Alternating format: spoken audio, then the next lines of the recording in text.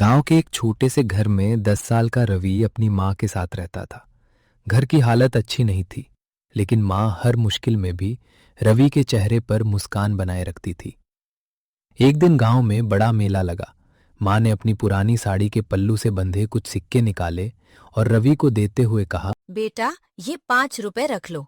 मेले में जाओ, कुछ अच्छा खा लेना या अपने लिए कोई खिलौना ले लेना। ठीक है माँ। रवि खुशी खुशी मेले की ओर चल पड़ा।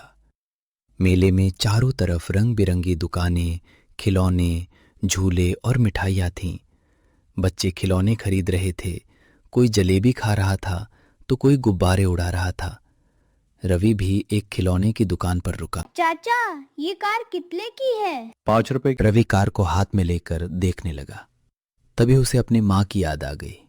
उसे याद आया कि जब माँ रोटी बनाती थी तो तवे से रोटी उतारते समय उनके हाथ कई बार जल जाते थे। माँ दर्द छुपाकर मुस्कुरा देती थी, लेकिन रवि सब देखता था। तभी उसकी नजर लोहे के बर्तनों वाली दुकान पर पड़ी। वहां एक चमकता हुआ चिमटा रखा था। चाचा, ये चिमटा कितने का है? बस 5 रुपए। रवि ने बिना एक पल सोचे अपने सारे पैसे निकाल दिए। उसने खिलौना नहीं खरीदा, मिठाई नहीं खाई, झूला भी नहीं झूला। वो सिर्फ चिमटा लेकर घर की ओर चल पड़ा। घर पहुंचते ही माँ ने उसके हाथ में चिमटा देखा। अरे बेटा, तुम मेले से चिमटा ले आए, न खिलौना लिया न कुछ खाया। माँ, जब आप रोटी बनाती हो तो आपके हाथ जल जाते हैं। मैंने सोचा खिलौना तो कुछ दिनों में टूट जाएगा, लेकिन ये चिमटा आपके हाथों को हर रोज बचाएगा। रवि की बात सुनकर माँ की आंखें भर आईं।